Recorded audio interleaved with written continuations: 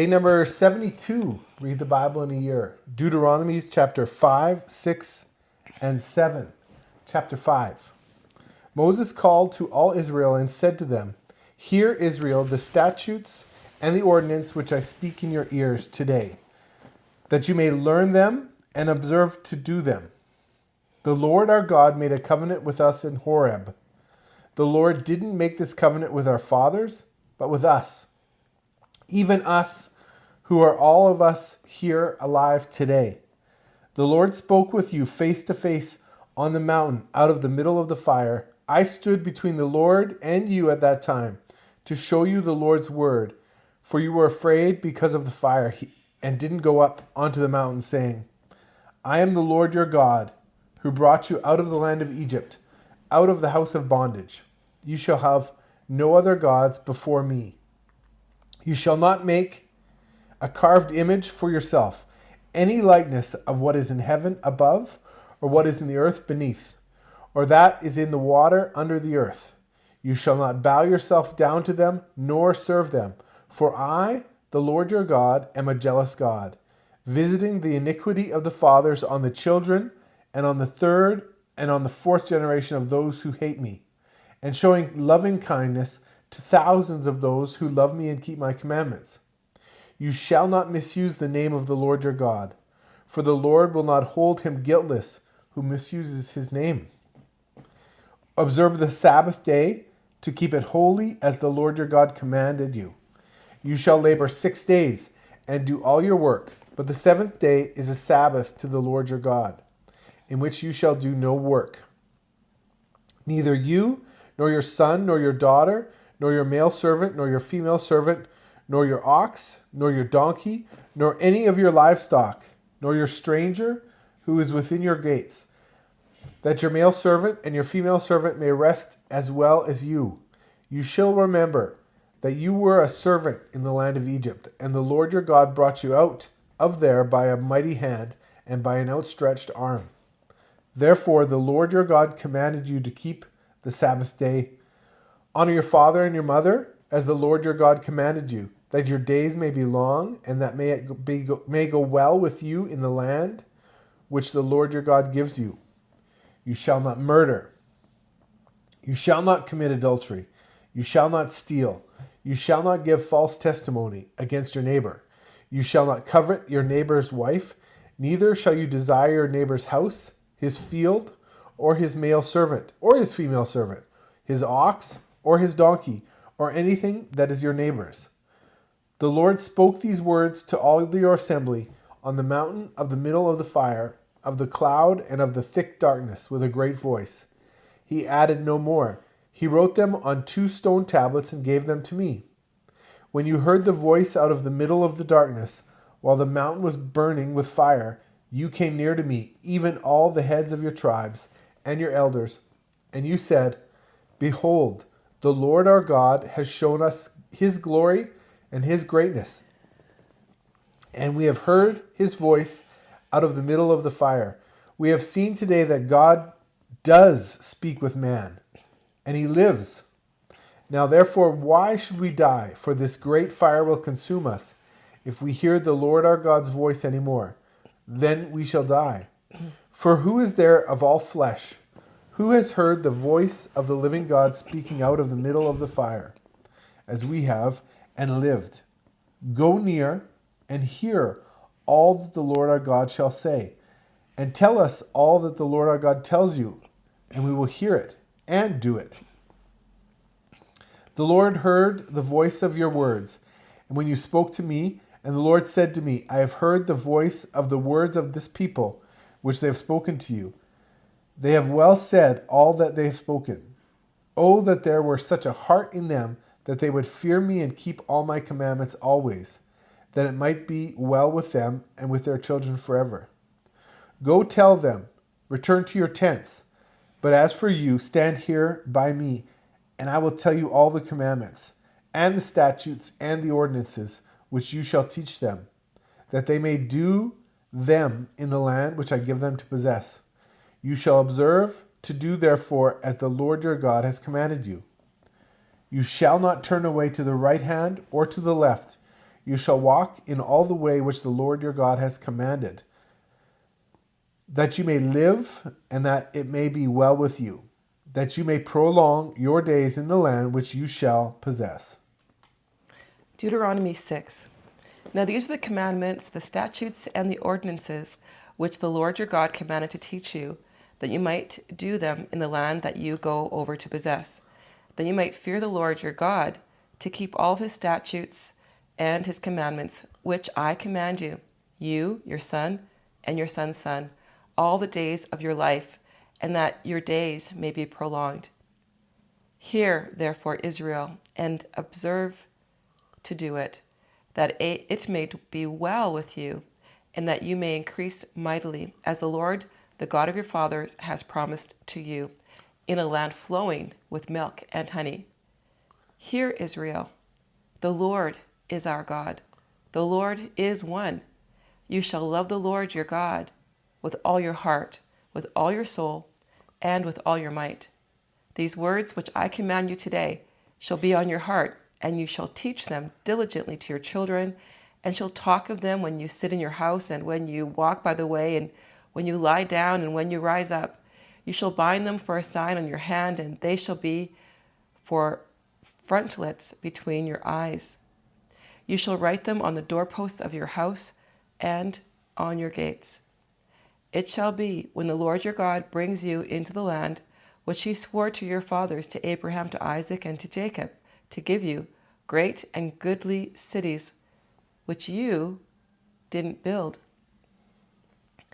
and houses full of all good things which you didn't fill, and cisterns dug out which you didn't dig, vineyards and olive trees which you didn't plant, and you shall eat and be full. Then beware, lest you forget the Lord who brought you out of the land of Egypt, out of the house of bondage. You shall fear the Lord your God, and you shall serve him, and shall swear by his name. You shall not go after other gods, of the people who are around you. For the Lord your God among you is a jealous God, lest the anger of the Lord your God be kindled against you, and he destroy you from off the face of the earth. You shall not tempt the Lord your God, as you tempted him in Massa. You shall diligently keep the commandments of the Lord your God, and his testimonies, and his statutes, which he has commanded you. You shall do that which is right and good in the Lord's sight, that it may be well with you, and that you may go in and possess the good land, which the Lord swore to your fathers, to thrust out all your enemies from before you, as the Lord has spoken. When your son asks you in time to come, saying, what do the testimonies, the statutes, and the ordinances which the Lord our God has commanded you mean? Then you shall tell your son, we were Pharaoh's slaves in Egypt. The Lord brought us out of Egypt with a mighty hand, and the Lord showed great and awesome signs and wonders in Egypt, on Pharaoh and on his house before our eyes. And he brought us out from there, that he might bring us in, to give us the land which he swore to our fathers. The Lord commanded us to do all these statutes, to fear the Lord our God, for our good always, that he might preserve us alive as we are today. It shall be righteousness to us, if we observe to do all these commandments before the Lord our God, as he has commanded us. Deuteronomy chapter 7. When the Lord your God brings you into the land where you go to possess it, and casts out many nations before you, the Hittite, the Girgashite, the Amorite, the Canaanite, the Perizzite, the Hivite, and the Jebusite, 7 nations greater and mightier than you. And when the Lord your God delivers them up from before you, and you strike them, then you shall utterly destroy them. You shall make no covenant with them, nor show mercy to them. You shall not make marriages with them. You shall not give your daughter to his son, nor shall you take his daughter for your son. For that would turn away your sons from following me, that they may serve other gods. So the Lord's anger would be kindled against you, and he would destroy you quickly. But you shall deal with them like this. You shall break down their altars, dash their pillars in pieces, cut down their Asherah poles, burn their engraved images with fire. For you are a holy people to the Lord your God. The Lord your God has chosen you to be a people for his own possession, above all peoples who are on the face of the earth. The Lord didn't set his love on you nor choose you because you were more in number than any people, for you were the fewest of all peoples.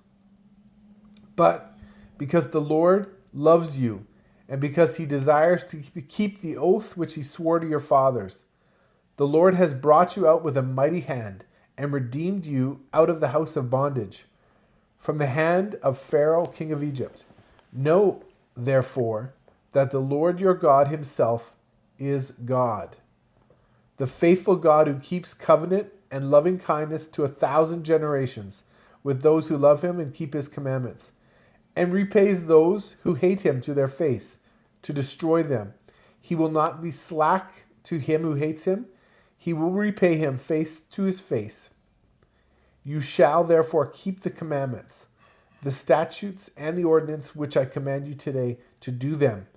It shall happen, because you listen to these ordinances and keep and do them, that the Lord your God will keep with you the covenant and the loving kindness which he swore to your fathers.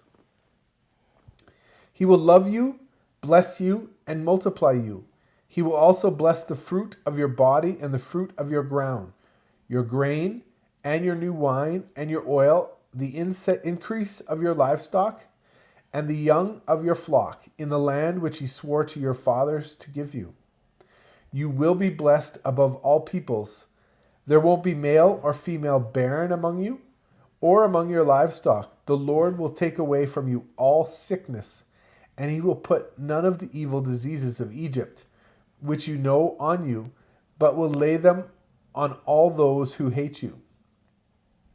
You shall consume all the peoples whom the Lord your God shall deliver to you. Your eye shall not pity them.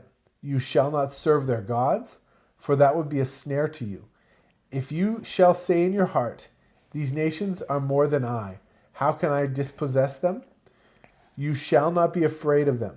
You shall remember well that the Lord your God did to Pharaoh and to all Egypt the great trials which your eyes saw, the signs, the wonders, the mighty hand and the outstretched arm, by which the Lord your God brought you out.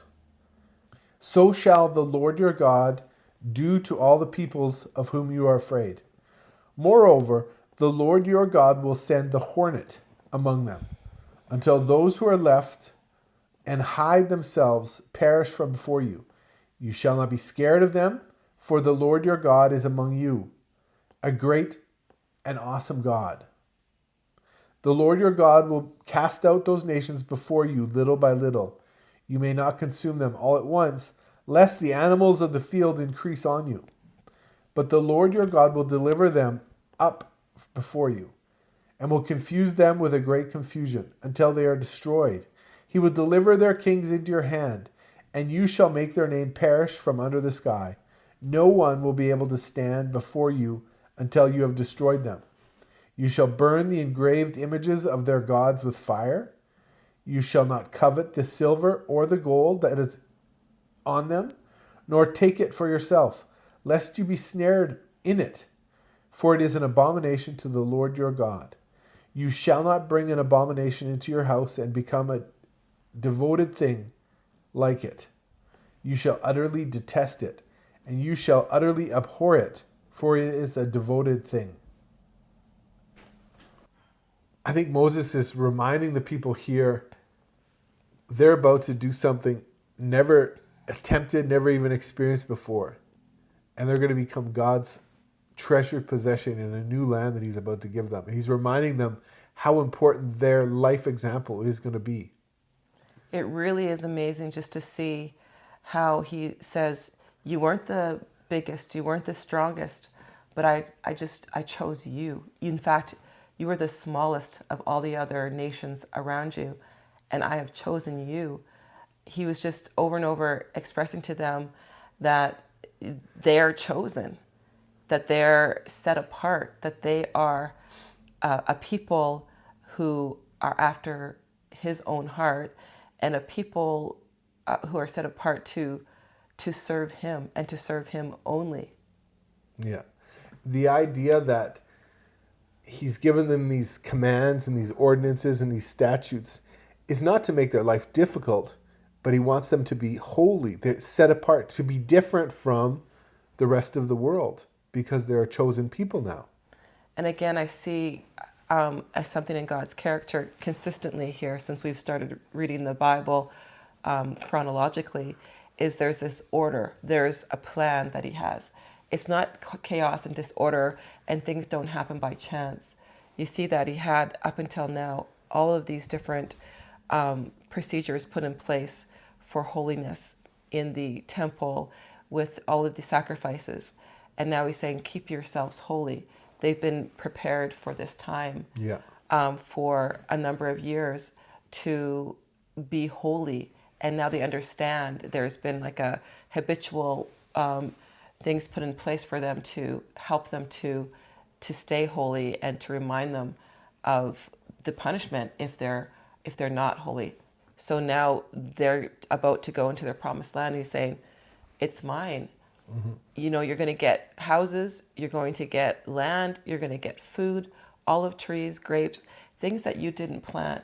I've prepared it all for you. You're going to just walk into it and you're getting things that you didn't have to do yourself. Like, this is how good I am. This is how great I am that I've already prepared this for you. Yeah.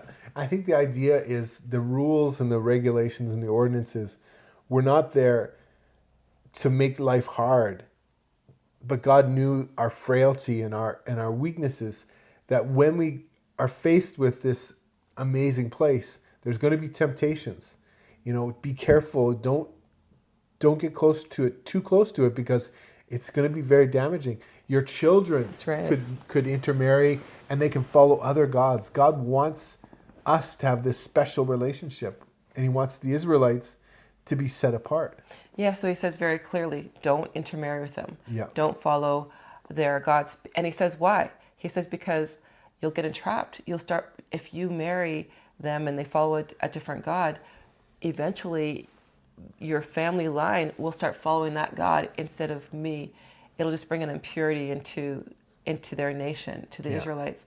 And so when I look at this, I apply this today? How do we apply this today is stay away from things that are ungodly.